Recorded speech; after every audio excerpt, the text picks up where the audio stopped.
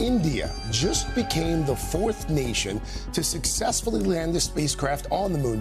Chandrayaan-3’s new terrifying moon discovery just shocked the entire world. The Vikram lander and Pragyan rover, after executing a flawless descent to the lunar South Pole, revealed that their touchdown point was no ordinary highland plain, but the floor of a colossal, long-buried impact crater. Detailed analysis of navigation camera imagery and high-resolution orbital photographs uncovered a semicircular depression nearly 160 kilometers across and plunging over 4 kilometers deep. This hidden basin, older than the massive South Pole Aitken structure itself, lay concealed beneath thick layers of ejecta until India's latest lunar emissaries unveiled it. Before we start, hit the like and subscribe buttons for more exclusive news. Scientists have painstakingly mapped the shape and extent of this subterranean colossus by draping digital elevation models over oblique imagery, confirming the rim's arc stretching for hundreds of kilometers around the landing site. The degraded nature of the crater's boundary suggested millennia of subsequent bombardment and deposition,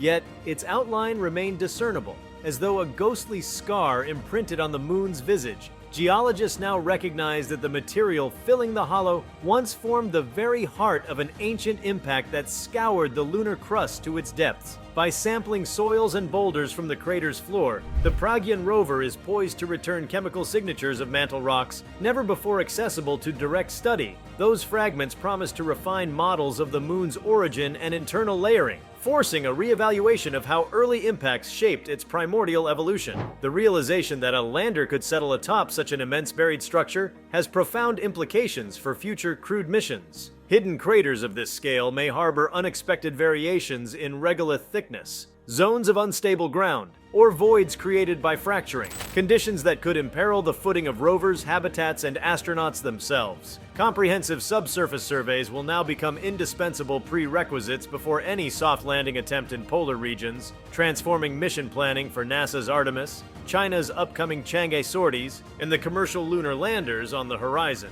Yet the buried crater is only one of Chandrayaan-3's breathtaking revelations.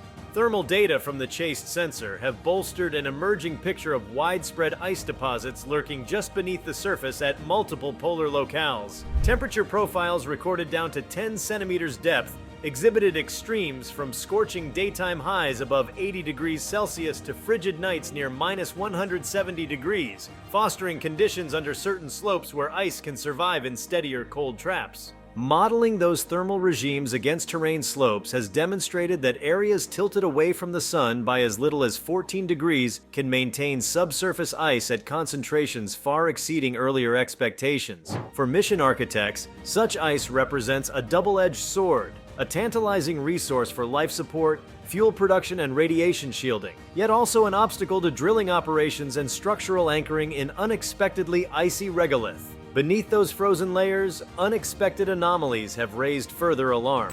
Data from the Instrument for Lunar Seismic Activity, ILSA, on board Vikram recorded over 50 seismic events in the South Polar region unlinked to rover movements or instrument operations, hinting at active moonquakes or subsurface collapses. Those tremors, some sustained for more than 10 minutes, suggest a mechanically dynamic environment long thought tranquil compared to Earth's tectonic unrest. Researchers speculate that these lunar quakes may originate from thermal stresses as sunlight heats and cools the surface, from tidal flexing induced by Earth's gravity, or from the settling and fracturing of subsurface layers in ancient crater basins. Whatever their source, such ongoing seismic activity poses risks to both robotic and human infrastructure, mandating incorporation of seismic monitoring and shock absorption technologies in future lander and habitat designs. The buried crater and seismic revelations together sketch a moon more dynamic and treacherous than previously imagined. Beneath its serene facade lie violent records of primordial impacts, hidden gashes in the crust, and the restless shifting of rock and ice.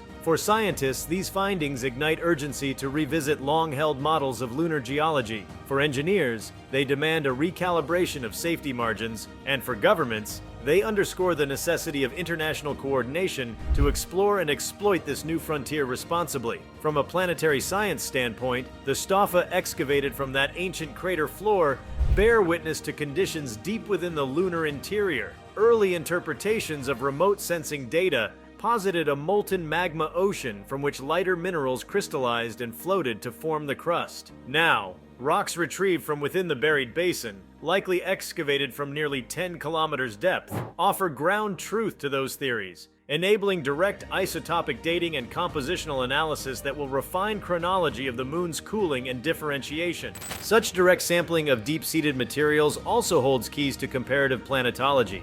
By understanding the moon's internal evolution, scientists draw parallels to terrestrial planets and moons elsewhere, inferring the processes that forge planetary crusts, mantles, and cores across the solar system. The buried crater thus serves as a natural deep drill well, offering insights that no Earth-based analog or orbiting sensor alone could deliver. International space agencies are already recalibrating their lunar roadmaps in light of Chandrayaan-3's discoveries. NASA's Artemis program is enhancing its subsurface radar payloads to detect buried structures and ice layers before crewed landings, while CNSA and Roscosmos are evaluating joint seismic networks to monitor moonquakes over extended periods. Commercial lunar ventures are similarly adjusting landing site criteria, favoring flatter, well-characterized terrains over the previously coveted peaks of eternal light. Lest they inadvertently touch down atop a hidden gash in the crust, resource utilization strategies have also been rewritten. Plans to extract water ice for propellant and life support now incorporate contingency for encountering ice rock interfaces at unpredictable depths. Drilling rigs must be adapted for abrasive ice-grit mixtures, and thermal management systems must cope with lunar soil that alternates between extremes of heat and chill within meters.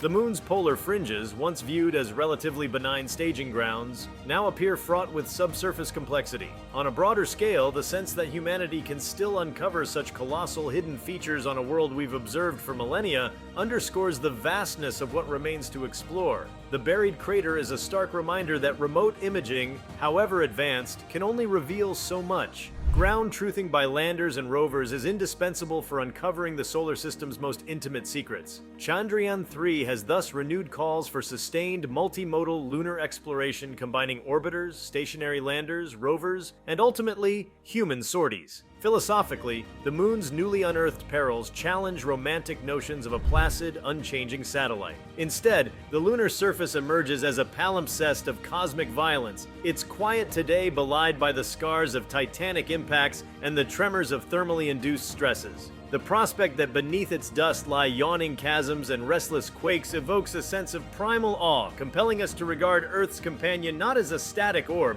but as a dynamic world in its own right. From a strategic perspective, nations now view lunar geohazards as potential security concerns. Hidden caverns or collapsed tunnels could afford concealed sites for equipment or instruments, while moonquake zones might be exploited to deny access or damage adversary assets. The Cold War-era lunar race thus gives way to a more nuanced competition for scientific dominion, resource control, and security advantage on an unexpectedly intricate stage. Educationally, Chandrayaan-3's findings galvanize STEM curricula worldwide, providing riveting case studies in planetary science, geophysics, and aerospace engineering. Students can model the thermal conditions that govern ice stability, analyze crater formation mechanics, or design seismic damping systems, experiments grounded in the real-time unraveling of the moon's enigmas. Such engagement fosters a new generation of explorers prepared to navigate the moon's hidden perils. Environmental and ethical considerations also come to the fore. As humanity stakes its claim on lunar ice and subsurface materials, questions arise about preserving geological heritage sites, buried craters that chronicle solar system history,